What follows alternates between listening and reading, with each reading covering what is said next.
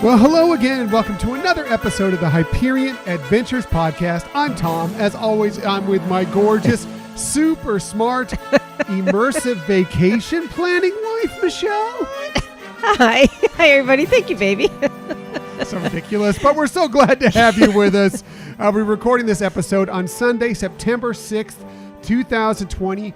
A very happy Labor Day weekend to everybody out there, especially to those of you who are cast members at all the Disney parks around the world. We really appreciate all you do to make sure our vacations, our stays, our trips are wonderful, and especially during these weird times that we're going through right now. We really appreciate that. But also we want to make a special shout out to those of you who have been out on the front lines through this entire weird time we're going through, that have had to battle on a day in and day out basis to make sure we're as healthy, as safe as possible. That includes Michelle, by the way.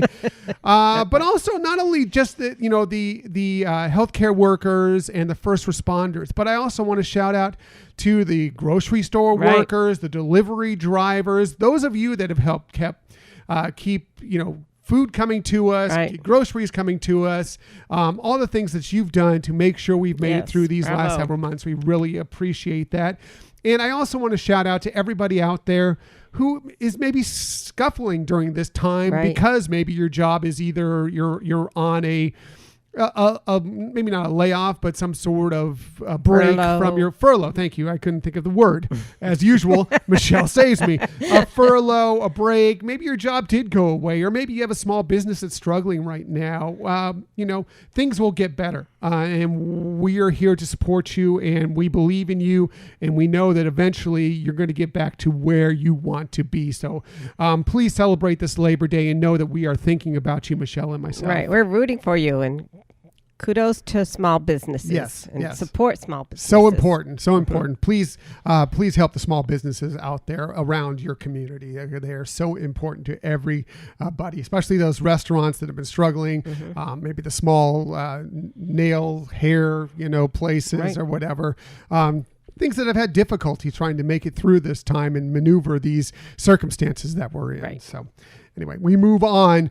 Thank you for joining us today. In the future, you can find us most everywhere you get podcasts. However, the very best place to find us is on our own website, HyperionAdventurespodcast.com. And while you're there, you can sign up for the newsletter. And if you did that prior to this week, you actually had some extra little benefits Pixie Dust sent your way for voting purposes. Yes. And so it's always a great idea to sign up for that newsletter. Yeah, please sign up for the newsletter. We're doing a lot of stuff on there. You are usually the first to be in the know if you're signed up in the newsletter of what we have going on around the Hyperion Adventures podcast world, whether it be episodes.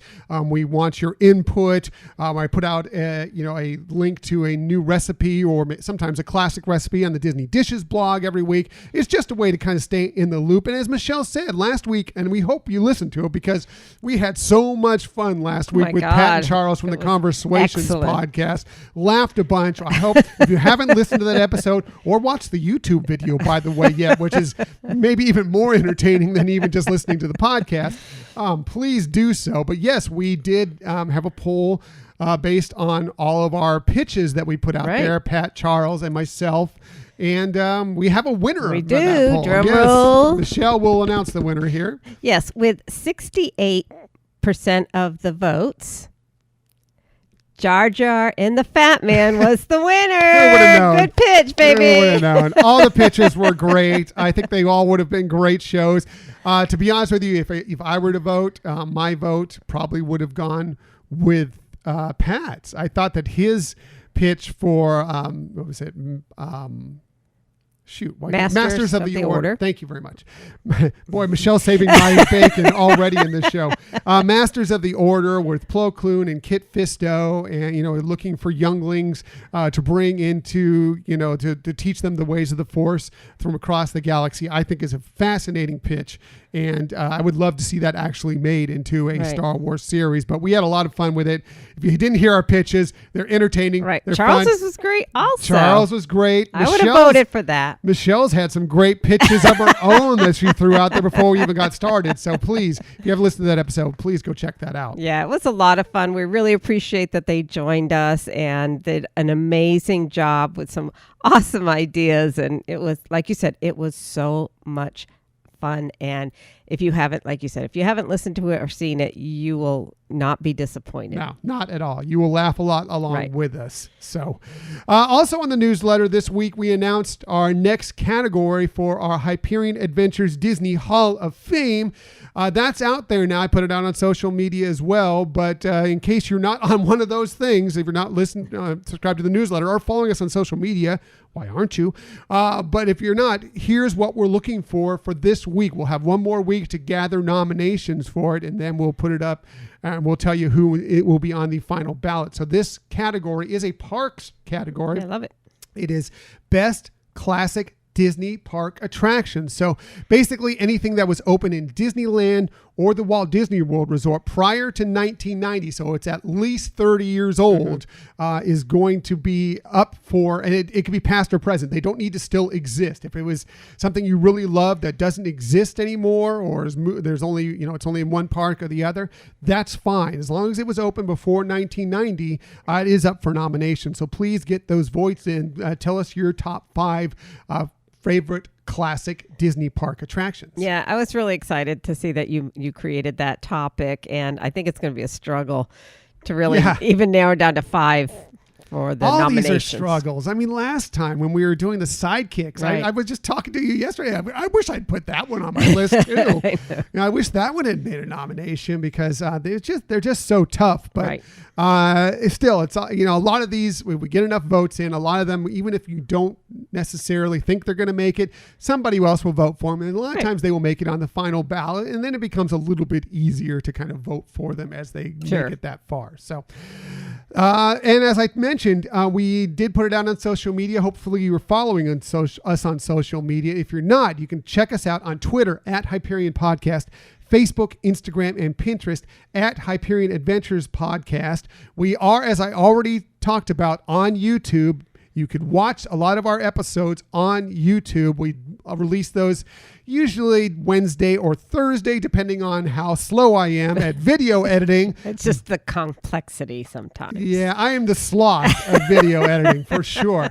But if you want to find us on YouTube, you just do a search for Hyperion Adventures Podcast. We'll come up. If you hit subscribe, then anytime we have a new video, you will know about it and you can watch it at your leisure. Yeah, and hopefully you all have had a chance to check those out and you enjoyed them. And please give us some feedback. We love it. Yeah, we do. We love all that feedback from everybody out there. And also, if you ever want to contact us for any reason, you can always email us at our Gmail account, HyperionAdventurespodcast@gmail.com. Right. We love hearing from people. We get a lot of great feedback. We get some actual great ideas. Just feedback. We love it. We appreciate it. And even constructive criticism. We really do take that into consideration and really appreciate it. Yeah, any way we can be more interactive with you. If you want to just say hi, if you want to say we're going to the parks, are you going to be heading out there? We can meet up.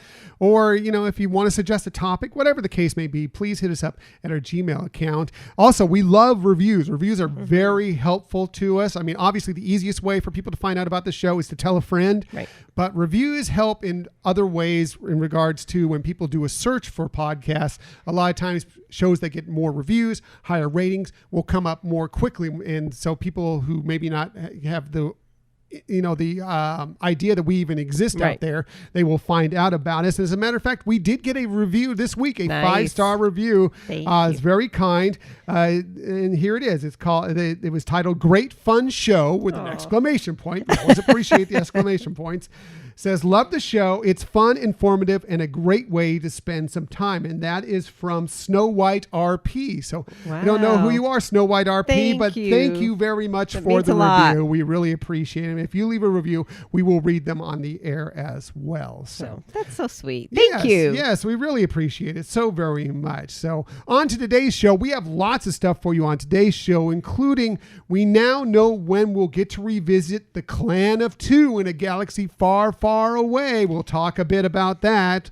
One of the most hard rockin' bands is reportedly reworking one of its bigger hits for an upcoming Disney film. What's that about? Who's the band? We'll tell you about that. And there are more dining options that are getting ready to reopen at the Walt Disney World Resort. Fun. Yeah. Yes. So I may be sharing some of that in my presentation. Oh, well, she may be beating my story I a bit might to the punch. I be. may not have to read the story later, but as long as it gets told one way or the other, Michelle will do a great job at it. It's all fine. So let's get to our main topic of the week.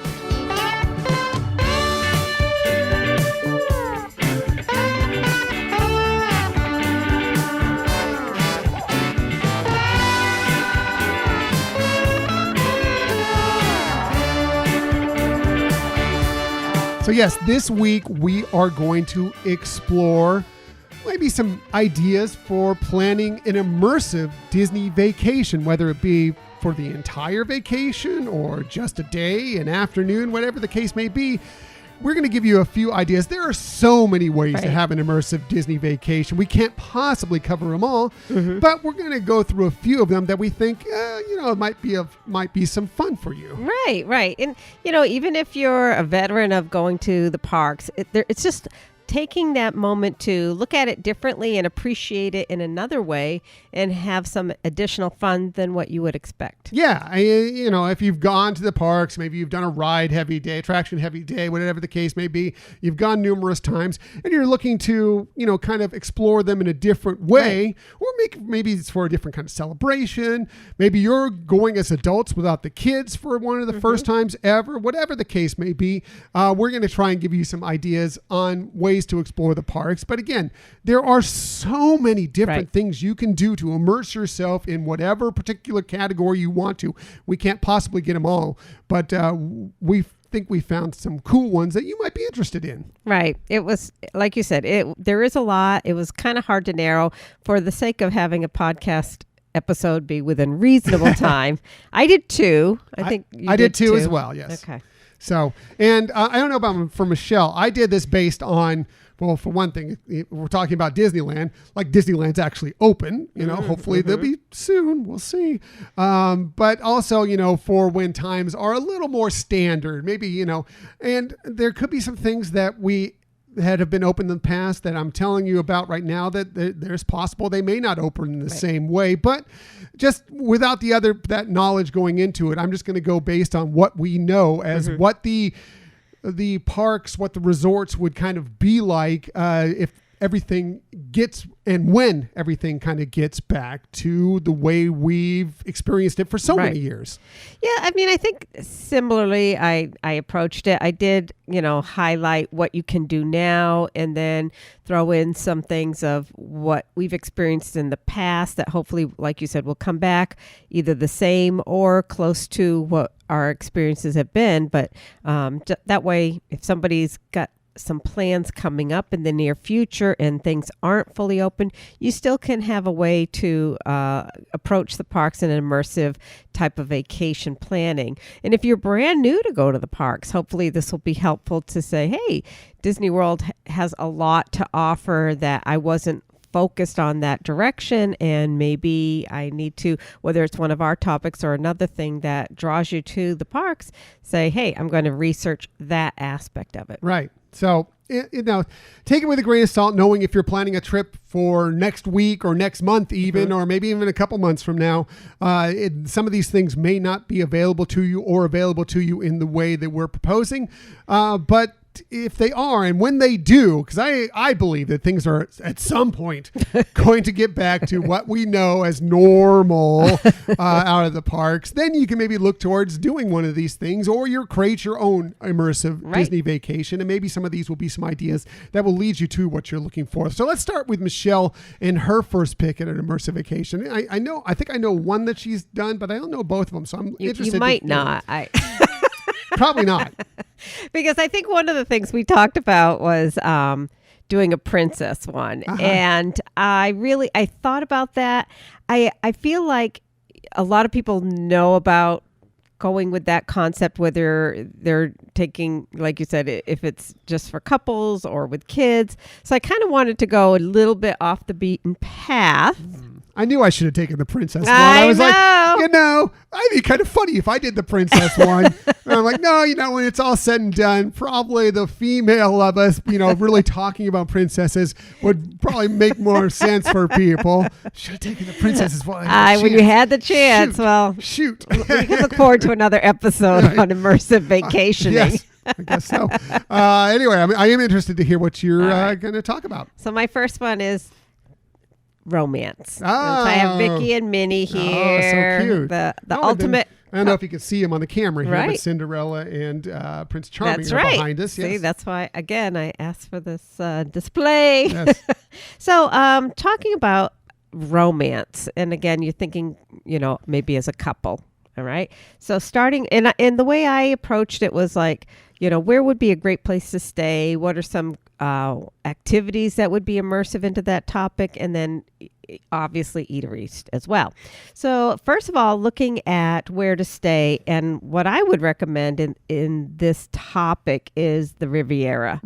I mean, this place is truly a love letter from Walt to Lillian, and throughout the whole resort you really feel that, the photos that are around, the artifacts, mosaics, everything just really emphasizes love, and whether it's love for each other or love of having dreams that come true, it's all there, and it's really evident right from the moment that you walk in. Unlike some of the other resorts that have these very grand, spacious lobbies, the Riviera is more of a quaint type of a lobby. It's not as large. It has great seating areas with couches, etc. And you just feel that, you're really transported like into Europe. More of a, like what you would think in a European type of resort, more boutique kind of a feel to them. The color schemes all reflect, France and Italy, what you would expect to see there. So it really, that theming comes through. And like I said, you can really feel transported into another area. And even throughout the resort, like when you go to the outdoor area, whether you're looking at the pools or the playground, it has a different feel. It has that, chic European sense to it that makes it fun. It's not standoffish. It's comfortable beauty. Right. And that's how I would say just entering. It's a beautiful resort. It really is. It really, really is. So the next thing to look at is, where would you eat for a romantic type of a vacation? So, looking at different meals in the morning, you'd probably want to stay right there and eat at Le Petit Café. And that is just, again, screams French patisserie. You can have your lattes there. It's just really I don't know how to quaint, I guess, still going back to that topic. When we went there, Michelle was a little speculative because Michelle is a bit of a croissant snob. And there's she's like, okay, we're going to get from La Halle. Right. And they're fine. Those are real French croissants. But, anywhere else in the Disney resort, they're more like, she's convinced they're going to be more like crescents. But I was able to get one, purchased one, brought it to her, and I think you'd agree. Yes, it was delicious. It was lovely, and yes, it fit the bill. It was authentic tastes, etc. Yes. So a nice croissant there at the La Petite Cafe is perfect for breakfast with a cafe au lait or some sort of espresso or something like that. Yes. I mean, they have pastries there in the, throughout the day, they do change up what's available there to have, in the afternoon, evening. You can also get a cocktail there. It's just really, it's again, a very easy to access, quaint little shop, very, very open spaced and lovely, Very nice. Another place that would be fun and romantic, and you might laugh at this, but and because when I first thought of it, I was like, wouldn't it be? But the sci-fi dine-in. Wow. I've heard the sci-fi dine-in considered a lot of things. Romantic, that's the first time I've heard of it, but let's hear you out. Well, I mean, you're in a car. You can have some like G-rated smooching going on there. A little makeout, These other families are in the car with you. Hopefully you get the back seat. Yeah. In the back row. Back row. Yeah. I mean, come on. Just take advantage of, don't go overboard, obviously, but, and just a little, kind of like a date feel. You're at a drive-in. I actually can see that as kind of a, if you're going to look for a fun kind of corny way to have to throw back to the days of the drive-in when you get together in the car and you're there watching some funny B movie or whatever, even a better movie than that, and so you're there and the movie isn't that entertaining, but your company is. So, you take advantage of it. Yeah. See, it's all in how you look at it, right? Let's keep it in check. It is a family-friendly restaurant, folks, okay? It's a little dark in there. You may be in the back row, but back off a little bit on the romance. In the evening, right now you could enjoy Topolino's back again at the Riviera.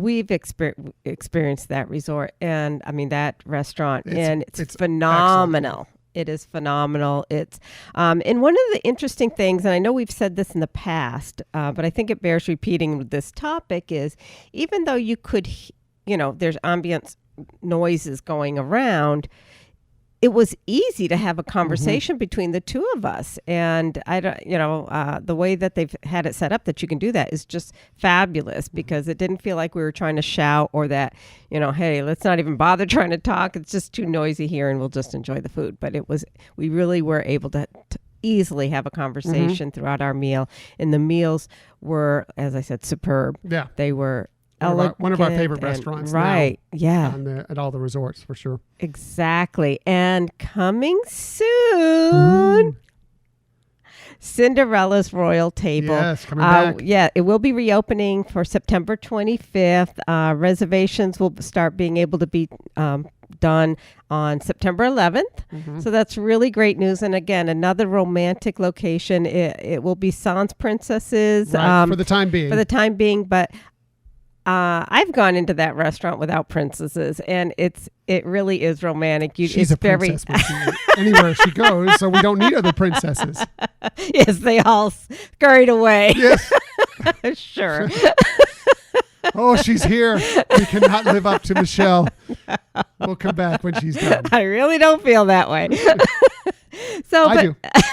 You're sweet. But anyway, so that's really a fun way to have that romantic sense. You're in a castle filled with fairy tale and all around you. And so that emanates romance to me. I don't know about to you. It's very nice. Yeah. I like it a lot. Well, thank you. Now, there's a few things that currently are opening that once they start opening and reopening, I should say, would be great to incorporate in your immersive romantic vacation planning.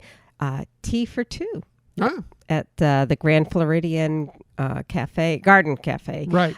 We've done that numerous so many times. And, one, it's just a really nice break away from all the hustle and bustle anyways. But it really, you do get your fill of food. Even though it's just little sandwiches and pastries and things, you leave there. We always have. We always walk out with boxes. Yeah. And it's just a nice romantic way to spend time together, and again, really be able to have conversations and sharing. The fun that you're having there. Yeah, and you have a nice view. You're at the Grand Floridian, which is an elegant resort as it is. And then you have this it's kind of on the back edge of it. So you have this great view outside looking towards kind of the pool area and the back of the resort itself. Sure. And it's just a really nice, quaint way to spend the day. And yes, it's nice if you want to, maybe dress up a little bit more and a little nicer to go in there. But they know that these are people who are on resort stays, maybe have come from the parks or whatever. So they're not particular. You don't want to go in there with a bathing suit and flip Right, flops. right. But it's not like you can't go in there in shorts and a t-shirt, and be okay. Exactly. So, another thing that is very romantic is at Epcot at the France Pavilion, going upstairs to Monsieur Paul. Mm-hmm. That restaurant is beautiful. Again, the food presentations are what are really impressive as well. They are just stunning. And again, you're overlooking, World Showcase, and you're just in a very beautiful French atmosphere. Mm-hmm. Yeah, elegant dining, by the way. It's it's French cuisine to its extreme. Right. It's exactly what you expect when you learn about French cuisine. That is what comes from Monsieur Paul. Right. So if you're expecting like giant portions, don't expect. You're not going to get that. That's just not what it's about. But it's. But they're not itty bitty. No, either. but they're elegantly placed. Really rich, wonderful sauces, delicate, different, seafood and such. It's just the stuff. If you ever learned about what French cuisine is, Right. You can go to Monsieur Paul, and that is pretty much it's laid out there right in front of you. Right. And they're very gracious. I know that we had shown interest in some of the dishes, and the chef actually came out and asked to answer any questions. And I'm sure if you have any issues with food allergies, they always ask up front anyways. But, they're willing to make accommodations for that as well. Like I said, they're very gracious there. And so truly a wonderful experience. Yes, for sure. And great views in the evening as well. Yes. So once the fireworks spectaculars begin again, Right. you get a great view over World Showcase and Exactly. and whatever is going on out there. Yeah. It's just nice. Right. If Really you get nice. a window view, you can do some fun people watching. Right. Too. And it's upstairs. Right. So you kind of get this great view looking down upon Right. everything. Yeah. Obviously, one that people know about as being utterly romantic is having dinner at Victoria and Albert at Grand Floridian. Also not currently open, but definitely fits the bill for a romantic. Yeah. If you're looking to splurge, that's the place. Right. And another one that, again, might not initially hook up as romantic, but if you think about it more, is the Spirit of Aloha dinner show. And again, it's a family-friendly event where you have kind of like all you can eat and great food, the essence of Hawaii. But when you think about Hawaii and honeymoons and things like that, they kind of go together. So It's true. I kind of thought it would be obviously a way to have a romantic evening. Right. Now we don't under the stars. The Spirit of Aloha obviously not going on right now, and we don't know for sure when it's coming back, being as we just got news this week that the Polynesian resort is going through some refurbishment for the next several months. As a matter of fact, they're not going to open most of their rooms again up until way in summer of 2021. Right. So probably we can expect that won't be around for at least that time. But once it gets back, I would imagine they'll get back to it. Maybe, they can even upgrade it a little bit and maybe be nicer, but we'll see what comes of that. Yeah. It's, again, the atmosphere of being outside is really, It feels Hawaiian. Yeah, I've not been to that. I've been to many luau's, especially with her. I've not been to that one, but I know Michelle has. And I know you've enjoyed it a lot. Yeah, definitely. So let's talk about some activities. Okay. Some romantic activities. And the first one, again, it's going to sound corny, but just doing a hand-holding stroll around World Showcase at Epcot. Again, if you've been to the parks tons of times like we have, having that approach to say, okay, I'm with my best friend, the love of my life, and I'm just going to go into each country and feel just the joy of sharing that experience together. And especially nowadays, being transported out of the craziness that the world is going through for so many reasons, why not take that time to just to have that romance together? Agreed. And very nice. And I enjoy that very much. Yes. We do that all the time, and we enjoy it a lot. It's one of our favorite things to do whenever we're at the Walt Disney World Resort. Exactly. Another fun and unique activity, romantic activity you could do would be rent a cabana. A poolside cabana, one, you feel kind of like a VIP, but it can just be the two of you sharing that time together.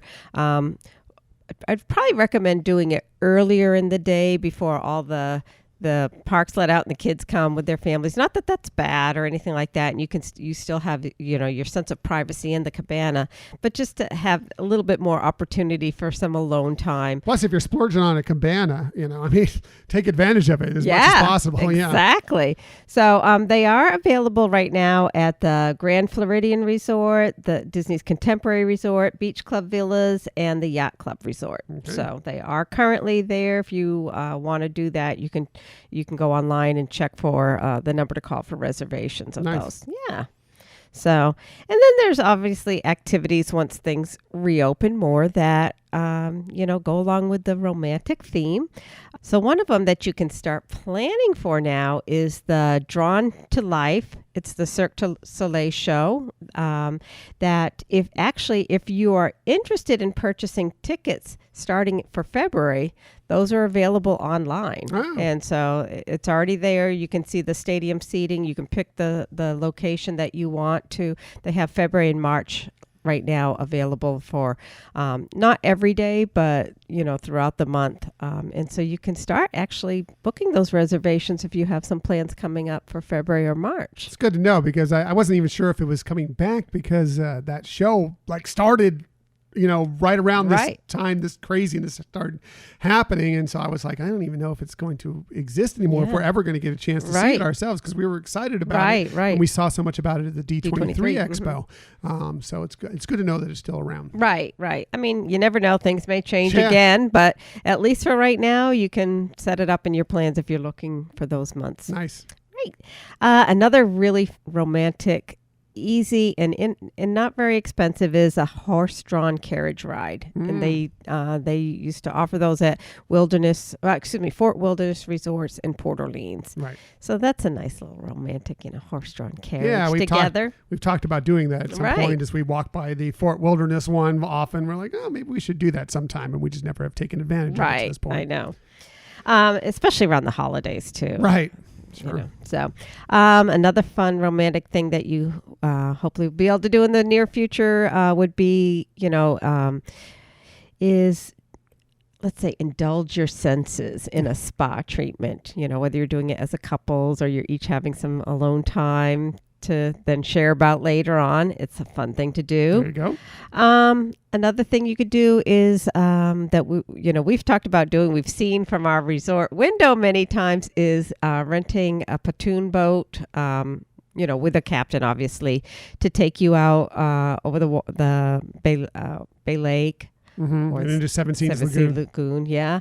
Whether you go in the daytime and just enjoy some snacks, and beverages out there, or if you want to upgrade that to arrange for a fireworks cruise, those are really, really enjoyable. It comes with snacks and some sodas, but you can upgrade to actually making it a dining experience with really nice food. Or decorations added if you're celebrating an anniversary or whatever, a birthday, whatever. We've seen that many times. We've looked down there. We stay at Bay Lake Towers and we can see them getting the pontoon boats ready. Right. And some are just pretty plain Jane. They're going out. They're just going to have a nice night watching the fireworks or whatever. But some they deck out pretty extremely. And it's pretty cool. Exactly. Mm-hmm. I mean, and if you really want to splurge and you have the money to do that, you could actually rent the Grand One yacht. Yeah, that's a splurge, all right. It is a splurge. I could see it being a really romantic way to propose to somebody, right? Oh, that's for sure. Or just be romantic together. But again, it's also you have the ability to expand, whether having a chef on board and serving you food or whatever, however you want to expand that if you have that opportunity. But that would be a real romantic splurge. Huh? Yeah, definitely. If you're looking to go all out, that's a good way to do it for sure. Right. So that is my initial rollout of an immersive romantic vacation. Well done. I don't know if mine compares, but as usual, Michelle's stuff is always the best stuff. I don't know if either of mine compared to that. So that's very well done. Good job, thank Michelle. you. Good job. Thank you. We're ready for a romantic vacation. We could use one right now. Yes. Not that every day here with you isn't romantic. Not that doing the show isn't romantic. That's true. But I would love to do a romantic vacation or day with you at the Walt Disney World Resort. For sure. Yep. So, All right, so I'm going to go with mine next, and I'm going to kind of explore some ideas if you wanted to do either a foodie day or a foodie vacation. And while you can do this at the Disneyland Resort, there are plenty of great restaurants, plenty of great spots for food, especially when the festivals are going on, whether it be the Festival of the Holidays or the California Adventure Food and Wine Festival, whatever the case may be. You can have some great food and try some great things out. But I feel like if you really want to do a foodie vacation or a foodie couple days, that Walt Disney World is the better place to go for that. So, and we'll just start with the Epcot International Food and Wine Festival, which is late summer into fall. If you want to just go and explore some creative dishes done in unique ways that explore a lot of different flavor profiles, textures, everything you really want to know is you want to experience as a foodie. It's a great way to do it, and you get small plates, so you can sample a lot of different things. So great. Yes, the International Food and Wine Festival is the most famous of that and has the most of the food, obviously. But the other festivals also work well as well. If you want to do the Epcot International Festival of the Holidays, which runs through most of December. The Epcot International Festival of the Arts from mid-January through most of February has really beautiful dishes to go along with the arts theme as well as flavorful, and they're great. Yeah, that one actually has continued to grow with creativity, I think, and I've really become a big fan of that festival each year. Yeah, I think it's underrated. I think the Arts Festival is extremely underrated. I think obviously the Food and Wine Festival gets most of the love, probably followed by the Flower and Garden Festival, which is the next one I'm going to mention here. But I find the Arts Festival is highly underrated. It is really a wonderful experience, and it's also usually not as crowded a time to go because it's like immediately after the holidays, so all the crowded periods before we get to spring. It can be a little chillier out there, which is rare for Florida, but it can be a little chillier, so be aware of that.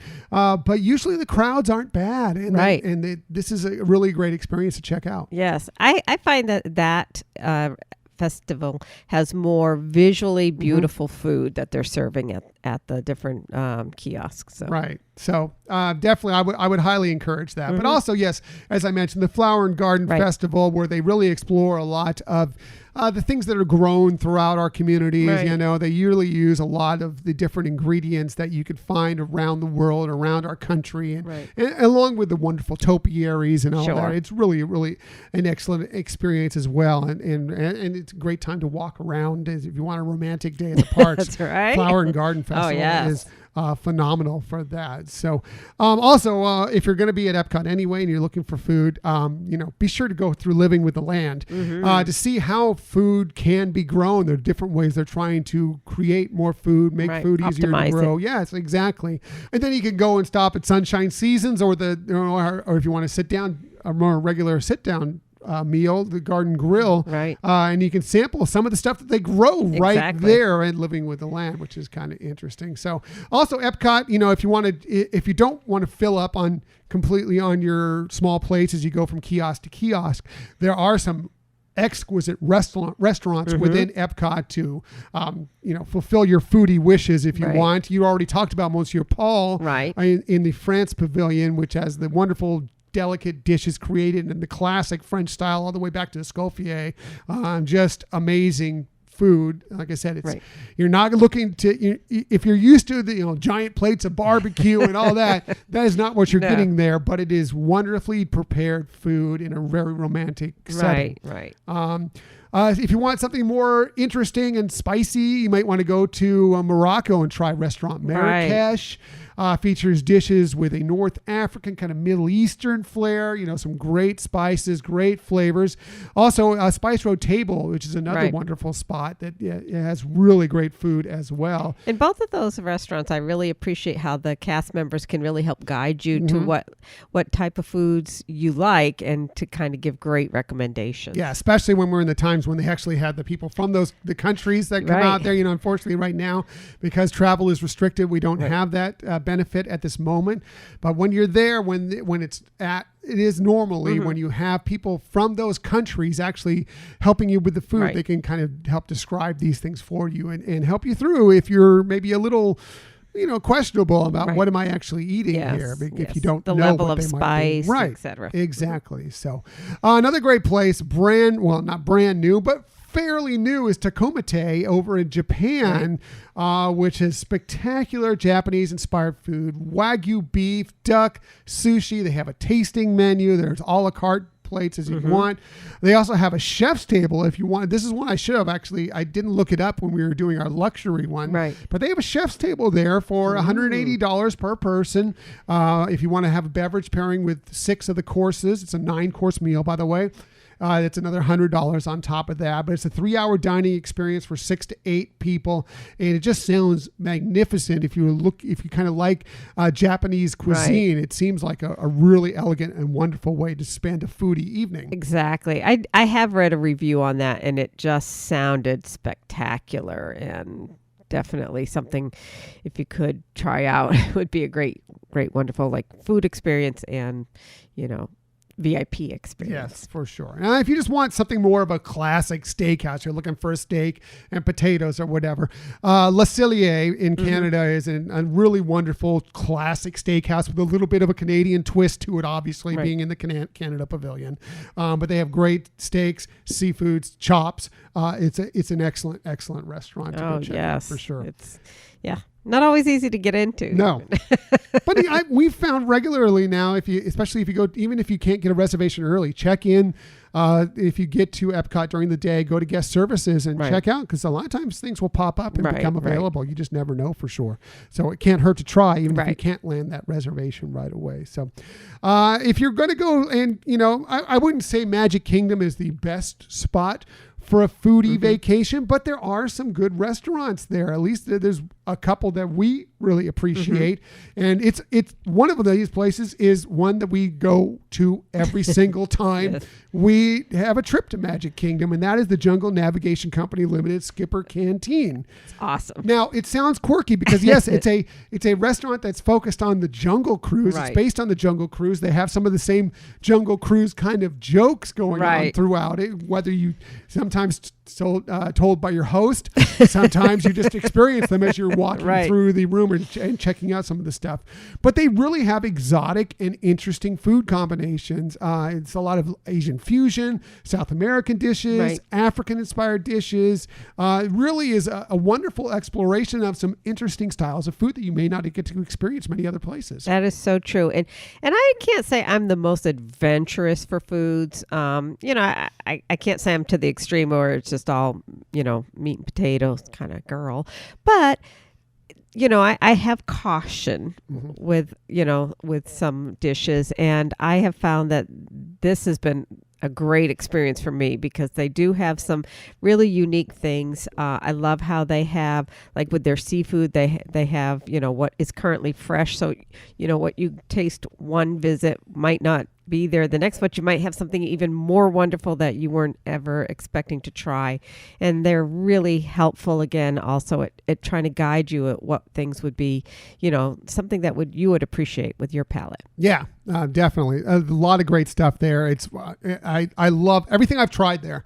I've really loved so much, and they have a great wine list. Right. It's an excellent restaurant, and I highly recommend it. It is a bright spot within the, not that there is great food throughout the Magic Kingdom, but as far as a sit down dining establishment with interesting flavor profiles, I find that to be the best. Exactly. The quality of the food and the quality of the menu selections is better than I think what you would see at a lot of the a lot of the restaurants at Magic Kingdom. I also have to put up Be Our Guest at Magic Kingdom as well. A little tougher to get into. You usually have to make that reservation early on to get that because it's very popular. But they have great food. French fare inspired by Beauty and the Beast, obviously, Be Our Guest. And if you're looking for a little bit of a quieter surrounding, like the main ballroom can get a little noisy, we've noticed when we've been in there. Ask for a table in either the West Wing or the Castle Gallery, a little bit more, if you want a little bit quieter. But they have very good food there. Again, it's kind of fun play on Beauty and the Beast fare, inspired by that. But there really is some good quality French dishes, and I know you love the escargot. That's true. Love to have some right now. I'm not going to get to work on that today, but We'll get something going. There's also, if you were going to Disney's Hollywood Studios, I think a place for maybe a foodie is to go to a foodieist. Is that right? I don't know. It's foodie. I guess it's just a foodie. Is to go. I think the Hollywood Brown Derby. If you're looking for some classic Hollywood, old school Hollywood inspired dishes, they have some really, really wonderful food there. Classic cocktails. It really is old school, but it's a really interesting and delicious fare. Right, and I think they've, even though they have the old school menu items, they do it in a healthy way too. So it's not like you're feeling like, oh, I'm having something that has a lot of, heavy calories or grease or anything like that. But it is truly a wonderful place. Yeah, I agree. As far as Disney's Animal Kingdom, we like Tiffin's a lot. Yes. I guess the Nomad Lounge is fine if you just want a break and some small plates and some cocktails. But Tiffin's itself, if you want to have a real nice dinner, it's a wonderful place. They have exotic flavors from around the world, things like charred octopus. I really like the tamarind braised short ribs that they have there. I've gotten that many times. Right. I think it's fantastic. And you're in this wonderful setting that's loaded with all this artwork and stuff that was inspired from the Imagineers trips around the globe to kind of get inspiration for how they were going to build the Animal Kingdom park. And it's just a really cool location. Sure. And even though they do have some exotic things that not everybody would be drawn to, they have other dishes that are ones that you might be more familiar with what the ingredients are and feel comfortable there. But yes, as you're saying, as a foodie and you want to try unique things, that is a great restaurant to try out. Yeah. As somebody who is a foodie, when you're looking to try, go out and eat, a lot of times you're looking for things that maybe you haven't experienced before, flavor profiles that you haven't necessarily experienced before or haven't experienced in a certain way. And a lot of these restaurants that I'm suggesting to you do things in a little bit different way that maybe you're not getting at your average restaurant around where you live or whatever the case may be. Right. And we've gone with family that have had, kids, teens or preteens and younger, and haven't had a need to necessarily order off the kids menu to still appreciate that restaurant. Yeah, very much so. So they know what their clientele is. Right. They are going to have things that maybe somebody that wants to try something more exotic will be there, but they also know they'll have kids there, and some people that maybe are a little more particular in what kind of food they're eating. So they will have things that will appeal to many different palates. Now, if you're really looking to go dine, the resort fare around, you can go and have some great foodie experiences without using up a park ticket or an annual pass or whatever, because there are some amazing restaurants throughout the resorts. And I can't go through nearly all of them. I'm just going to go through a few of them here. And I'm going to start with over at the Animal Kingdom Lodge over at Sanaa. Right. I think it's a spectacular place for a foodie to try, yes. The exotic flavors of kind of Eastern Africa, and they have a wonderful wine list there, mostly African wines, which you just can't find a lot of different places. And just go there for the bread service alone. Yes. And which you can, by the way, get if you don't want to just go and get a full reservation there and have a full meal. The lounge has great cocktails, that same wine list, and you can get the bread service right there in the lounge. Really interesting. I would highly recommend. It's a trek to get to the Animal Kingdom if you're a lodge, if you're not staying there, but this meal is worth that trek. It really is. It really is. And if you try, if you plan it well, you could plan it like following a trip over to Animal Kingdom and then just take the bus over to the lodge. Plus, they have great views of the animals outside. So you're there, you're eating this wonderful exotic meal full of interesting, fantastic flavors. And then there's a zebra out there and a giraffe, and it's just kind of cool. And it's just one of our favorite spots and a place that we will go out of our way for a lot of times. We've stayed at the Animal Kingdom Lodge many times, but it's worth taking the extra step to get out there to try the food. Like I said, the bread service alone. Yes, it's pretty special. If you don't know what the bread service is, they give you all this kind of flatbreads, different kinds of flatbreads, and then they have like 9 different sauces that go from sweet to spicy, and they kind of range up and around, and you mix and match. You get savory and and sweet and salty, sweet and spicy, kind of somewhere in between, creamy. There's all sorts of flavors. It'll just wow you when you're trying the bread service. It is a definite wow experience. Yes.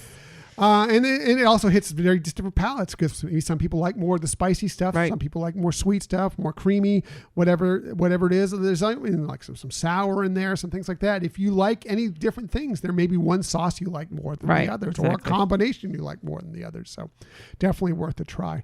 Another great spot is the California Grill at the Contemporary Resort. California cuisine-inspired dishes with fresh seasonal ingredients, something like the Sonoma goat cheese ravioli. But also, you're up top of the Contemporary with spectacular views. When the fireworks spectaculars get going again, you get to walk out on the deck and get a great view of the Magic Kingdom fireworks. So good. And they also have a great brunch. At least we have not experienced the brunch there yet, but our great friend Rob LeBerry and his wife Kim from the Hoopty Duo Disney Review, by the way, check out that podcast. They've said that's good there, and one of their favorite things about them is the bottomless mimosas, which sells me, which sometime we have to try. But going back to dinner, they have a wine list that's over 300 bottles of wine. So if there's something you like out there, it's bound they're probably going to have it. So definitely a place to check out. You already talked about Topolino's Terrace. Yeah. Fresh made pastas, excellent seafood dishes, great views of Epcot and Hollywood Studios. When the fireworks are going there, you get to see them from up there if you're out there at the right time. Just a wonderful place to eat. And now we're going to go to the Grand Floridian Resort, which is if you're going to splurge and you're going to dine, do a lot of fine dining, you might as well just go ahead and stay at the Grand Floridian Resort, because they have a couple great restaurants there, as well as the tea that you mentioned. Citrico's wonderful restaurant, Mediterranean inspired dishes, stuff like octopus a la plancha and pepper spiced shrimp, wonderful wine list, elegant spot. Just another great restaurant to hit up. And then, yes, as Michelle already brought up, they also have Victoria and Albert's there, which has earned the AAA 5 Diamond Award every year since 2000, 20 years of that award, which is not an easy award to get. Contemporary American cuisine, amazing food, even better service. It'll be one of the best meals you've ever had in your life, if not the very best meal you've had. It may be the most expensive meal you've ever had in your life, but you can argue that it may very well be worth it. Yeah, something very memorable. Oh yeah, for sure. So if you're really willing to splurge, it's well worth the effort. Now, also, before I give up the foodie day or foodie vacation, we need to talk a little bit about Disney Springs as well, because there are great restaurants at Disney Springs that you can go hit up if you don't know any better, including they have a few restaurants actually with celebrity chefs behind them, including Jaleo from Chef Jose Andres, who does a lot of Latin inspired wonderful exquisite dishes. Morimoto Asia, of course, the Iron Chef Masahiro Morimoto, easy for me to say. You did well. Just elegant Japanese, Asian inspired dishes that just really over the top. But there's also some other fantastic restaurants there as well. Wine Bar George is supposed to be fantastic. The Boathouse, I've heard great things about. But there's a slew of great restaurants there if you just want to go and find a good evening dinner somewhere that you can find right there at Disney Springs. Right, exactly. And so, especially now when there are restrictions of going to different resorts, unless you have an actual table service reservation, that would be another option that you could use, especially in the evening as the park's closing, to have that foodie experience. Right. So those are just some suggestions. I'm not going to really build out the day for you, but it just kind of give you some ideas of places that if you want to have your vacation wrapped more around food, that, look at these festivals, look at these restaurants, these resorts, and plan your days around them as you're going in. Now, a lot of these restaurants you're going to want to have advanced dining reservations for, because they will get tough to get into. But you work at it and you get those reservations, and believe me, every restaurant that I mentioned will be well worth your time. Absolutely. And I mean, like you said, there's so many to try that you could try different ones with different visits. The nice thing about a lot of these places is that you can have another experience going back to the same location. So if something that you wanted to get into might not be available, don't be afraid to go back and try other dishes. Right. And a lot of these places like Topolino's and Sanaa, maybe you went to the Food and Wine Festival or the Flower and Garden Festival or whatever, and you did a lot of eating out there that day, and maybe you don't want a full meal. You can go there without a reservation, get into the lounge, get a nice cocktail, get the bread service or whatever, and just kind of top off the evening. They have some desserts there too that are really excellent as well, and just kind of fulfill your evening with some more small plates and not necessarily needing a whole sit-down full meal. Sure. Or if you can't land that reservation. So just some options for you. So that's my look at a possible, some ideas for a foodie immersive vacation. Well, I'd love to hear what your next immersive vacation or day would be. All right. I'm kind of going on an opposite track, and here I'm going to put coonskin hat right there. and I'm wearing a t-shirt actually to go on. So going on a rustic or kind of Old West kind of theme vacation can be a lot of fun at Walt Disney World. And going with the same format that I used before, starting with the stay. Where would you stay for this? And obviously, Fort Wilderness Cabins is one that we would highly recommend, or at the Wilderness Resort. Both really give you that appreciation right from the start when you arrive of the appreciation for the outdoors and et cetera. So very natural, rustic setting. Yeah. And, so I'll focus mainly on Fort Wilderness Cabins, although, as I said, Fort Wilderness Resort has a lot of the same type of activities or elements that you can access. Yeah, Wilderness Lodge. Sorry about that. So that you can access as well. So I get confused with those two. I'm always messing that up too. Fort Wilderness Lodge. Yes. If I don't say it wrong every time, it's amazing.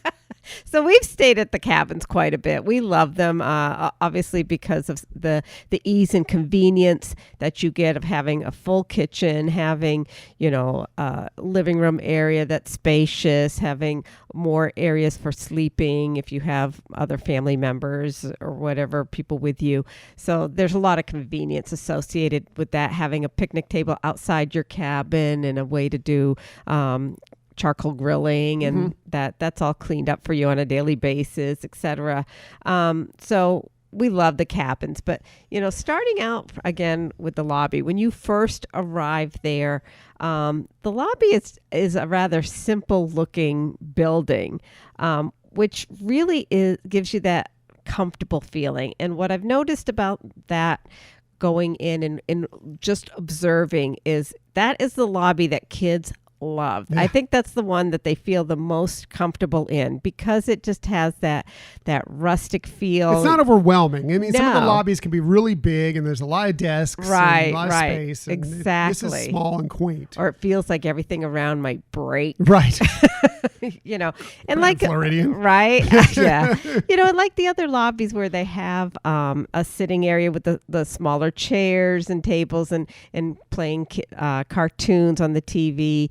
That's available there as well. But it does have all the services that you would expect at any of the lobbies, starting with, first of all, the check-in. And you can do advanced check-in and depending on how your reservation works out, you might actually just be assigned your cabin number that you don't even have to go for check-in. You can go directly to the cabin that you've reserved. But anyways, it does have other things that you would expect. It has a concierge desk where you can get your tickets, etc., and get help with arranging dining reservations, etc.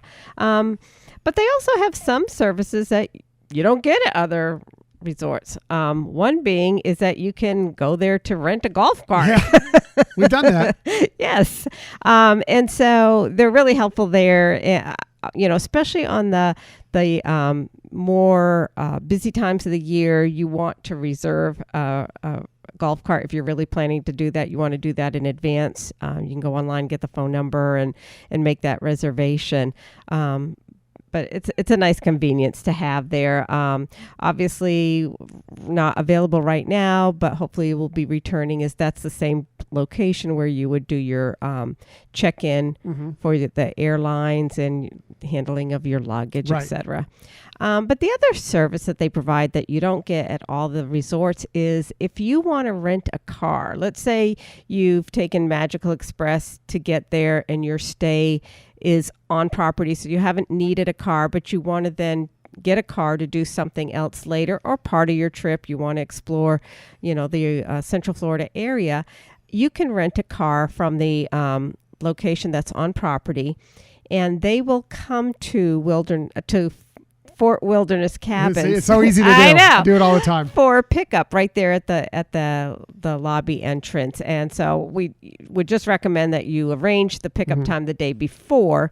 Yes, at least the day before. Right. But they will provide that service, and that's not available at all the resorts. So it is a nice convenience if you do want to rent a car, that you can get that pickup right there at that resort. And obviously there's things we've talked about at other shows about this resort that might not make it the most convenient in terms of getting around. But if you want that good old country or rustic kind of rustic chic kind of experience, this is a location that you would really love. And you're at Walt Disney World Resort, but you're not also among all the hustle and bustle. You have that quiet time. You have that feeling of home in your cabin, and your ability to, kind of detach and just, be able to share family time. And that's where we find, using the picnic table outside, or, you have a full table inside as well. But, if it gets a little too hot or it gets stormy. Exactly. But, to have that kind of comfort there around you. So, It's just nice because one of the reasons we like it, one, it's like having a 1-bedroom suite for one thing. Right. But also because these cabins aren't they're next to one another, but they're separated by a good, 20 feet, 30 At feet, least, yeah. whatever it is. It doesn't feel like you have somebody right next to you on the wall next to you. Right. You feel a little bit more separated. You have a little bit more privacy almost in many regards. And so it's kind of nice in that way. Right. And there's a lot of trees around and a lot of nature. Yeah. Yes. Speaking of a lot of nature, it's not uncommon to see deer going around. All the time. Yeah. So it's really, a different kind of a experience to stay at that resort than what you would get at some of the other, even though there's theming, but you are actually in nature. Yeah, we're DVC members, so we'll usually use our points at some resort to stay, but that's one of the places that we will actually spend cash on because we like the way those are laid out so much. Right, exactly. So getting into where to eat when you want to have this rustic immersive experience. In the parks, you could have that southwestern flair at Pecos Bill's. Pecos Bill Tall Tale and Cafe. That's at the park. Also, what we tend to like, it's inside Wilderness Lodge. Well, on the property of Wilderness Lodge is the Geyser Point Bar and Grill. Favorites. Yeah. One of our favorites. It really is. I mean, it's got really great hearty food. They have the grab and go now for that, but that's kind of nice because again, then you can just, get your food and you're seeing beautiful nature and sceneries around you to experience while you're having that nice meal. Yeah, right there on Bay Lake, so you get great views of the water. It's just a really comfortable place to sit outside. The geyser will go off every once in a while in the background too, as a geyser point. It's just a really fun spot, and they have great food and wonderful drinks, good beer list, good cocktails. It's a nice spot. Yeah, it really is. Then also available now still is at Wilderness Lodge is the Whispering Canyon Cafe. They have breakfast, lunch, and dinner served there. You can order either all you can eat or what are they? All you care to eat skillets. And they also have some a la carte dishes as well.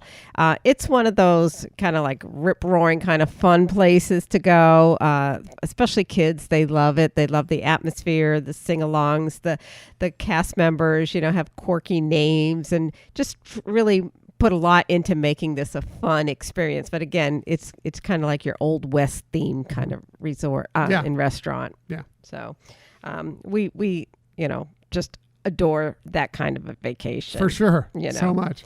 So there are some other eateries that currently aren't open that we would recommend in this type of immersive experience. And one of our favorites is Trailends Restaurant. That's at Fort Wilderness. That's typically a buffet style menu and typically breakfast and dinner only. The brunch on the weekends, though, I think we have always felt is just well worth the money. Great dishes, good home style cooking. Hearty food, wonderful smoked meats and fried chicken, and of course your typical egg dishes and Mickey waffles, of course, the things you would expect and things that the kids will love as well. But they have pizzas and it's just a really, really nice spot. And if you're looking for a really hearty home style brunch, it's great. Right. I forgot to mention another eatery that you can enjoy now is the P&J. The takeout. Mm-hmm. The Southern Takeout. P&J Southern Takeout. Right. And we love that place. Yeah. I mean, that's like we've mentioned in the past. It's one of our traditions when we're staying on property there is to have our first night meal having their good Southern fried chicken. Yeah. And on the sides and everything else. Usually, like I said, we've been either traveling all day or we red-eyed in and maybe we had a little park time, but we're a little tired. So just a nice, quick and fulfilling meal that says, hey, you're back at the Walt Disney World Resort. And another one in the park that we're hoping to open again soon is the Diamond Horseshoe Review. That has the show associated with it. Also has an all you can eat menu if you choose that, and that's a fun way to have that experience while you're at the parks. But then also away from the parks is, and again, we're really keeping our fingers crossed for this one to come back soon, is the Hoop-de-Doo musical review. Yeah. And that's been there since the beginning, and it's still a very popular dinner show. Popular. Nightly dinner shows. A lot of nights, 2, sometimes 3 shows a night. It's, like I said, it's been running since the 70s and still has drawn in people year after year. And we are really, like I said, hoping for our next trip in February that this is going to be back because we want to make reservations for this with our great friends. Yeah, with Rob and Kim. We're very excited to experience it with them. So we're hoping that it will be back in time for us to get to do that. Right. Because you haven't done it. I have not done it. I'm the one out of the group of us that has not done it. You'll enjoy it. For sure. I'm sure I will. I like that kind of stuff. So going now on to activities for this immersive rustic vacation. In the parks, obviously you wouldn't want to miss those loving characters of the Country Bear Jamboree. Oh, for sure. And then head over to Big Thunder Mountain Railroad and, take a trip over to Tom Sawyer's Island. I mean, I think those are all, things that you could do that really keeps that theme of a rustic vacation for you. If you're looking for some real unique, let's say Native American or Western kind of gifts that you want to bring home, they do have the Frontier Trading Post little shop there at Frontierland. Outside the parks, right now you can even still go horseback riding and they take you through some really scenic wooded areas of the Fort Wilderness Resort property, which is really awesome to do that. I mean, it's not like running horseback riding. It's slow trotting, but it's not even slow trotting. It's just it's a walk. Right. But I mean, you're on horses, and they're the Walt Disney World horses, and you get to see where they're kept and groomed, etc. And it's just kind of fun to do that. It's something experience. different. We've done lots of different stuff at Disney. Right. Something different that maybe you haven't experienced before, and that the kids will like. That's right. So, if you want to have a time to just have like some slow downtime, you can go to Crockett's Tavern. That has some really fun places to sit out there. They do have some of our favorite moonshine out there. Our favorite. Literally. Like we have a lot of moonshine. I know. We try all sorts of moonshine, but they have our favorite. Another fun activity in the evening, you can join in on the Chippendale sing-along, and that is always fun by the campfire and make some s'mores and enjoy a movie. And that's really an enjoyable activity that we love and cherish when we are out there. And some other activities that currently aren't open that would follow through this theming is you could take a canoe ride on the very serene waters over at Fort Wilderness as well. You could also do a kayak too, but canoe seems more the theme. Yeah. That's right. We talked about horse-drawn carriage rides, which you could do that, or wagon rides, especially as I mentioned along the holiday time in the winter. It's just spectacular to see the lights that people put up. Yeah, and the decorations. It's one thing I also, when you're talking about Fort Wilderness and the Wilderness Lodge, is that they're, to me, their holiday decorations are, they're the two best spots. That's true. Possibly in the, outside of maybe some of the parks. Right. But as far as the resorts and throughout Disney, the Walt Disney World Resort, I love the way they decorate both Fort Wilderness and the Walt Disney World Resort. Right. What's really cool, well, they do it at both resorts. We've seen on some balconies at Wilderness Lodge some decorations as well, but at Fort Wilderness, people who, whether they're staying at the cabins or bringing their own trailers, they decorate. They go out. Unbelievable. They go all out. It it's is one of the most underrated things to do during the holiday season is to just head over to Fort Wilderness, take the boat over from one of the parks or the resorts or whatever, and just go and cruise around and check out how people decorate their campsites, their trailers, their cabins, because it's amazing. They plan it all out all year. This is like their big family vacation, and they do it every year, and they totally deck it to the nines. Yeah, they decorate it as if it was their house, and it is amazing fun to do that. Talk about winter wonderland. Yes. And another activity we're hoping to be able to participate in the future is moseying on up to the Territory Lounge inside Wilderness Lodge. It's just a really nice, quiet.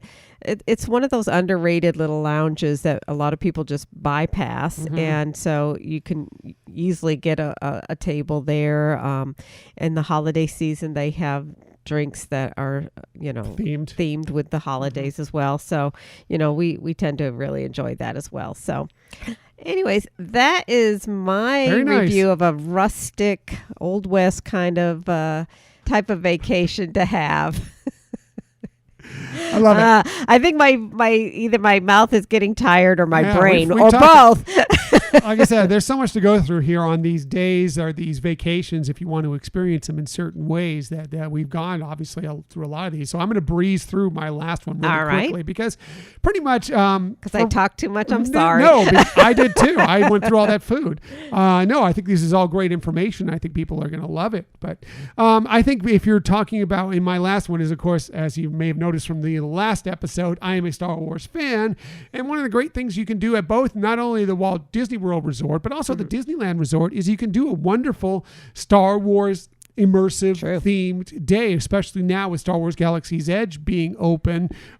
You can really have an incredible time. Now, once Star Wars Galactic Star Cruiser opens, and if you have enough money in your bank and you can get the reservation, that looks like that will be the ultimate in immersion in a Star Wars fully vacation, or at least a couple-day vacation. Right. But that's not open yet, and we don't know if we'll be able to get a reservation, and we don't know if we can afford it. But we are going to do it somehow or another, whether we can afford it or not. We'll take out a loan, whatever we need to do, but we're going to do that. But as far as actually just doing a day either at Disneyland and the Walt Disney World Resort, they're pretty much the same when you approach it, with some slight differences near the end. But the first thing you want to do is, whether you're heading to the Disneyland Park or Disney's Hollywood Studios, is get there early. Make sure your tickets are tied to your My Disney Experience app, because you want to get there right at rope drop to be sure and secure that Star Wars Rise of the Resistance boarding group. Because believe me, it's going to blow your socks off when you actually go on it for the first time,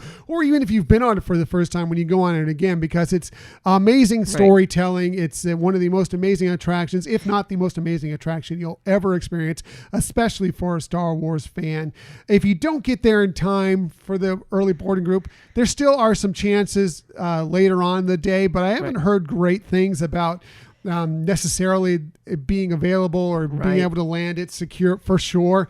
So your best bet is just to get there early, and you're spending a Star Wars day anyway, so why not knock it out and just be there at the beginning. So then you also want to and this is going to be when fast passes are back again, either book that fast pass for Millennium Falcon Smuggler's Run before you get there for some point during the day, or if you're there at Rope Drop, you can usually head straight to it and the wait time won't be so bad. You want it, I mean, believe me, at some point as a Star Wars fan, you're going to want to fly the Millennium Falcon. Well, I was just going to say, we've done it both with a fast pass and without, and the queue is just phenomenal. It is a good queue. Actually, when we've gone through as a fast pass and missed a lot of things, we've like, oh, wow, next time. So, yeah, even if you do have to wait a little bit, 20 minutes, 30 minutes, whatever, it's not so bad when you're in there. You can even use your data pad with the Play Disney app on there and play a few games while you're in there. And there's lots of great things to see, including great views of the Millennium Falcon itself that just really cool detail you can take in. But once you get there and you do get the chance to fly the Millennium Falcon, be sure, especially if it's your first time doing it, to ask to be the pilot. Because really, I mean, yes, being a gunner, fine. Being an engineer, fine. Really, to experience it, you want to fly the Millennium Falcon, right? I mean, yeah, that is what it's all about for the first time, and that's where it's most fun. So, but understand that they can't guarantee that for everybody. No, but if you ask, you will probably get it. It depends how busy it is, whether they can actually move things around. But just ask. It can't hurt. They will try their best efforts to make sure that you get to be a pilot if you ask. Like I don't mind waiting another group if someone doesn't mind, going ahead of me. And I'll be a pilot in the next group or whatever. So of course, right now it's just your single party anyway, so you will likely, unless you're with 3 or 4 people and everybody wants to be pilot. That's true. Yeah, right now you're pretty easily, know, they're not putting groups together within the cockpit there. It's just going to be your group, so you're probably okay. Once you get done flying the Millennium Falcon, or if you are waiting for that fast pass later, be sure to go by Ronto Roasters and get that breakfast Ronto wrap, eggs, sausage, in a wrap. It's really, really tasty and really, really good, and you'll enjoy it. It's a great breakfast. Then maybe head over to the marketplace to do a little, Batuan shopping, because they have lots of interesting and unique things to go through there that you'll want to check out. Then, hopefully your boarding group's being called by now, but either way, remember once your boarding group gets called, you have 2 hours until you need to get there. But I highly recommend you getting there, especially because it will tend to break down every once in a while, because there's so many intricate things involved around Star Wars Rise of the Resistance. But you should go as soon as your boarding group happens, and then go get your mind blown by it, because it will. Your Star Wars loving mind will be blown by Star Wars Rise of the Resistance. Then once you've taken that, maybe you journey out of Batuu for a little bit and head over to Star Tours. The adventure continues, whether you have a fast pass, or a lot of times the wait time won't be so bad. So you can go there and check out Star Tours. And it's old school, but it's great. Visiting these lands, a lot of times now they have some of the scenes from the newer films, Star Wars films, which are always interesting to check out. Once it opens back up, now it's not going right now, but once it happens again, assuming that they open up Launch Bay again, go check out the Star Wars Launch Bay, and they offer so many unique props and stuff that are used for the films, or mock-ups of things that were used in the films. Always fun to check out, and you can meet some of your favorite characters there as well. Then head back over to Batuu to Black Spire Outpost, and you have a couple of options for lunch if you want. You can get a Ronto wrap again, another wonderful option, or head over to Docking Bay 7 Food and Cargo, more of an expanded diverse menu. Then spend the afternoon, using the Play Disney app on your data pad and help the Resistance, or if you're more on the dark side, help the First Order, or if you're kind of in between, that's fine too. You can go on and check out all the different games there are to play throughout there, and run into some of the fun characters like Chewbacca, like Rey, maybe Kylo Ren, some of the stormtroopers that are around there, and just kind of explore throughout there. But be sure and stop by Doc Undar's Den of Antiquities to check out all the interesting things that he's collected from his journeys across the galaxy. And maybe you can even make a purchase or two while you're there. There's some cool stuff to buy there. If you have a few extra credits to spend, well, you can't go wrong with building your own lightsaber at Savi's workshop. I hear that experience is amazing. Or, you could also, maybe if you're looking for a little companion, go to the Droid Depot and build your own droid. Yeah. Be sure and have your reservations going in to stop by Oga's Cantina for a little happy hour, maybe some exotic drinks while jamming out with DJ Rex while you're there. Then it's time to head over to Docking Bay 7 Food and Cargo for dinner. I love the braised shack roast, which is a beef roast. That's really good. But they have the Felucian spread. There's just lots of great, interesting dishes. The tip yip, if you're more of chicken. They have a shrimp noodle dish there that's really good as well. Go check it out. Now, how this differs from Disneyland to the Disney's Hollywood Studios at the Walt Disney World Resort are a couple, usually in the evenings. Now, if you want to go and fully have this Star Wars immersive day and you're at Disney's Hollywood Studios, you want to wrap up the day by finding that great spot once they get this going again, assuming they're going to, in front of Grauman's Chinese Theater for Star Wars or Galactic Spectacular, because it's an amazing show, fireworks, lasers, projections that will blow your mind. It's so great. Again, if you have a few extra credits burning a hole in your pocket, feel free to do the dessert party, which will get you a premium location there, as well as a lot of tasty snacks and beverages and characters. Enjoy. Now, if you're at Disneyland, they don't have a specialized Star Wars nighttime spectacular, but once they do get fireworks going again, head out at Docking Bay 7 Food and Cargo to that kind of overlook there where you're looking at the Millennium Falcon, and look up when it comes fireworks time, because it's one of the greatest spots you're going to find to watch the fireworks launch up over the spires of Black Spire Outpost. Highly recommend it. Yeah, it's a great spot, and one that not a lot of people know about as far as that. And then, a lot of times it clears out there so you can run right in and do Millennium Falcon Smuggler's Run again. So that's just kind of a quick run through of how you can spend an immersive Star Wars day. Lots of ways to do that, but those are kind of just some suggestions that I have for you. And like I said, there's so many possibilities for an immersive day at the Disney Resort. Especially if you're at Disney California Adventure Park, and definitely when Avengers Camp opens, you want to do a superhero day. You can definitely do that there. Classic Disney Day, which I'm going to get into a little bit more when I get into my tip of the day later on. Maybe a Pixar day would be great. There's lots of ways to do a day just enveloped in Pixar again, especially at Disney California Adventure Park. Or a thrill ride day. There are lots of great thrill rides if you just want to, ride roller coasters and thrill rides till you puke. You can definitely do that. And there's so many different ways that we didn't even explore here, and we'd love to hear yours. What are your favorite ways to have kind of an immersive day or vacation while at either the Disneyland Resort or the Walt Disney World Resort or any of the parks that you enjoy? So great job, Michelle. Likewise, sweetie. So please, let us know what your favorite ways are. You can hit us up on our email, our Gmail account, HyperionAdventurespodcast@gmail.com, and we'd love to hear from you.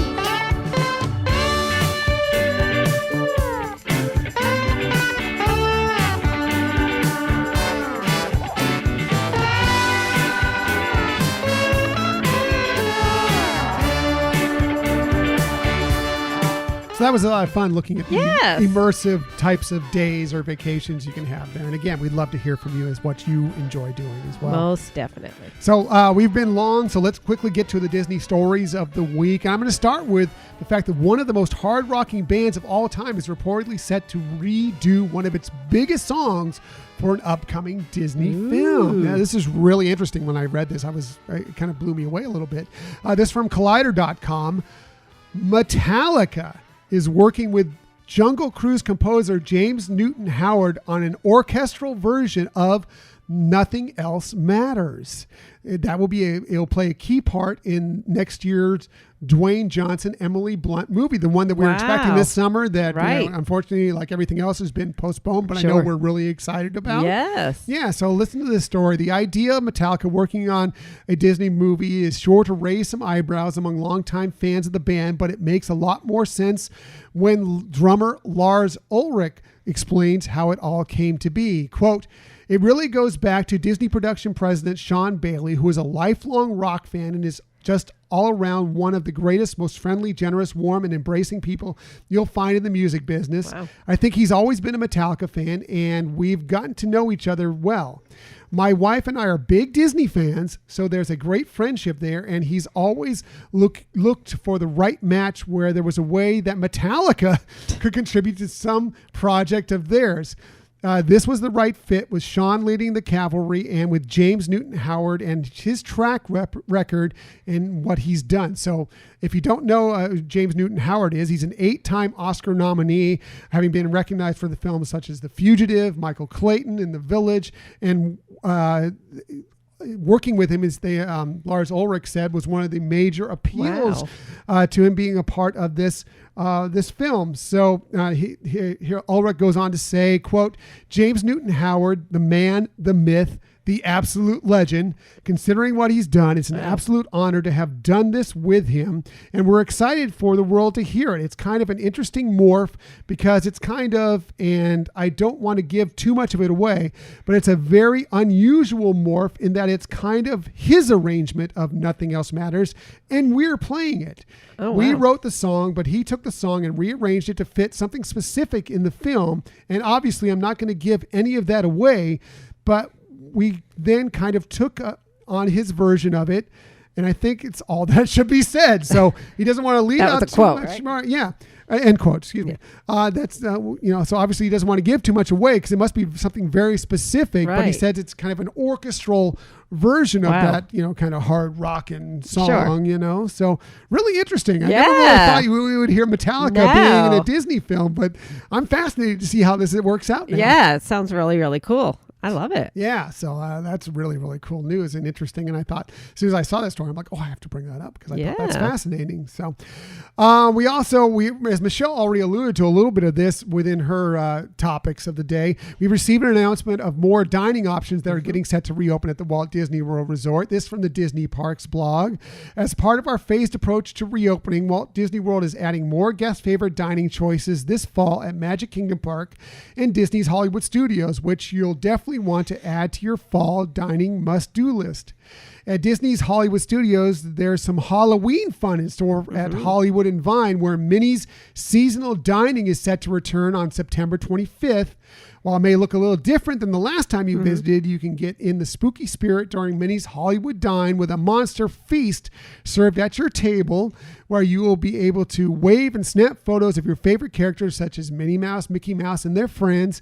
It's a boo-tastic time filled with Halloween decor and music, scary good food, and more. So that's fun. It does sound fun. Yeah. I don't know if you have. I've done the holiday one, and it is a fun environment, and I'm so happy to hear that they're tying in the Halloween theme for this, and it sounds like it's going to be adorable. Yeah, really cool. And again, more dining options, things opening up, and a way, obviously it's kind of from afar, right, but kind of a way to get, especially for the kiddos, to be able to experience some of the their favorite characters at the Walt Disney World Resort. So moving on, and Michelle already talked about this, beginning September 24th, guests can enjoy dining at the enchanted fairy tale setting of Cinderella's Royal Table at Magic Kingdom Park. Enjoy a delicious regal banquet with unforgettable main courses ranging from roasted chicken breast and tenderloin of beef to chef's fish of the day. The princesses will be taking a break, unfortunately, from their royal duties, greeting guests. Maybe Michelle will be there. Greet her.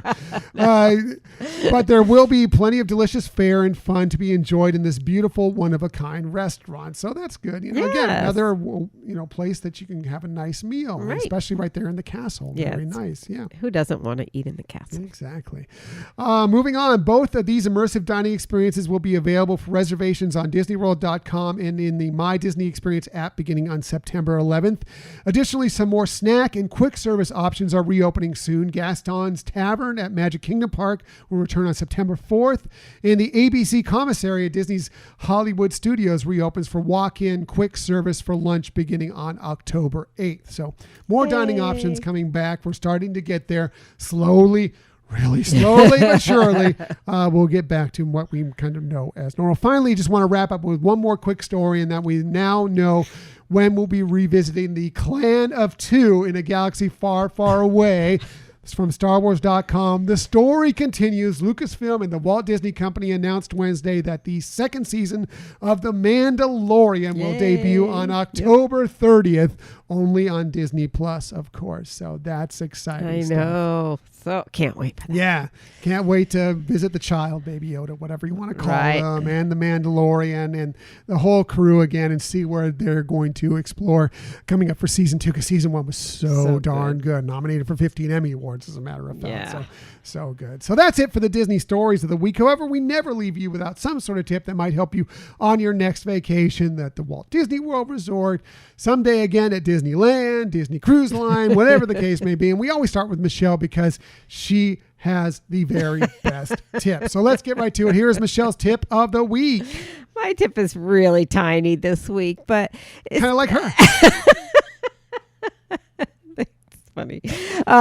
It's really related to right now, if you have that opportunity to go to Walt Disney World throughout this holiday season, Halloween holiday season. And one is that at the Magic Kingdom now, even as adults, you can get dressed up in a costume. So my tip is take advantage of that. Yeah, we don't know. That's a rarity. Right, it's rare. Outside of the actual, the not so scary. Right. That's exactly. rare. And, so you'll want to read what, the guidelines are for that, because like for an actual mask, that's for 14 and under, I believe, is the cutoff. But and you have to wear a mask. You have to wear a mask, but not a full facial mask. Right. So you'll want to know what their guidelines are for that. So once you get there, you can not have any issues. But take advantage of that. That's really cool. And really seek out photographers, because they have these like magical cameras there that can actually capture haunts that are in the park that you might not see. You won't see them, but they're there. Yeah, and their cameras can get that in your shot. So it'll be a really great keepsake and, have a nice memory. And lastly, associated with this time frame, and one that I've used many, many times, but really when they decorate for Halloween, it's great, and you want to be sure to look up, because there's some really spectacular things that are above eye level that you won't want to miss. Well, I think I don't know if it was last year or the year before, we talked about when this is at the Disneyland Resort and taking the double-decker bus. And we did it both ways, up and down Main Street, USA. And I just counted the jack-o'-lanterns that were posted above, way above eye level. So you have to actually look up to kind of see them. And I think I counted over 200 of them up there. Yeah. And that's how much they deck it out. It's incredible. So definitely. And really unique faces in the jack-o'-lanterns, and just a lot of creativity. So you won't want to miss it. It's something that is really a treat. Yeah, really is. So yes. Not a trick. Not a trick. It's both. It's a trick and a trick. Michelle's tip's always the best tip, especially her tip about looking up, which is her very, very, very best tip. So my tip is going to, since we were talking about immersive days, I'm going to revisit something I talked about a few weeks ago when we were talking about our Disneyland, 65th, looking back at 65 years of Disneyland around its birthday time. And that is kind of some of the classic attractions that were there opening day. So if you want to do like a classic day, an immersive day where you're just doing classic Disneyland stuff that was there from the beginning, from 1955, July of 1955, here are some of the things that you can do there, including some restaurants that still exist there that were there in 1955. So these are all attractions that were there on day one. Of course, Main Street USA, it still looks pretty much the same. And some things have changed about it, but for the most part, if you go look back at that pre-opening ceremony vid where, it wasn't even open yet at Disneyland, if you go on Disney Plus, it looks virtually the same. Right, exactly. So that's pretty much that's a great start for it. Walt Disney's Disneyland Railroad was there opening day. Of course, the Jungle Cruise, the Mark Twain Riverboat, King Arthur's Carousel, the Mad Tea Party, Peter Pan's Flight, which is probably the first thing you want to hit up because otherwise you'll be waiting there all day. No fast passes at Peter Pan's Flight at Disneyland. Mr. Toad's Wild Ride, Snow White's Scary Adventure, Casey Jr. Circus Trains, the Autopia, although, again, all these have probably changed slightly, but they were there to begin. I mean, they're either the same or improved. Right. And once we get back to things being normal, and of course, obviously, it means Disneyland will be open again, I highly suggest doing the tour of the Take the Walk in Walt's Footsteps tour, and hopefully when they get it back open again and you can visit Walt's apartment is the key part of that. Now, if you're going to dine while you're there during the day, these are the restaurants that were open on day one back in 1955. The Plaza Inn was the Plaza Pavilion restaurant, but it is still in the same location at the hub. The Golden Horseshoe is there. Again, there was a big show going on there. While there still is some stuff going on there, it's a little bit different now, but you still get a nice meal there. The Carnation Cafe used to be the Carnation Ice Cream Parlor, but it's the cafe, and they have really good food at the Carnation Cafe on Main Street, USA. And if you just want to grab a hot dog and a soda or whatever, the Coca-Cola Refreshment Center at the end of Main Street, USA. Also another great spot to just kind of pick up a quick meal and something that was there on day one. So those are all, if you want to just do a day that you're just saying, hey, I'm going to do stuff that I could have done real throwback. On day one of Disneyland. These are all ways to explore. You just hit all these up and you're good to go. Great tip, baby. Thank you. So that's it for this week. Next week, well, we recently saw his special teaming up with the Walt Disney Museum to raise funds for underprivileged aspiring young animators.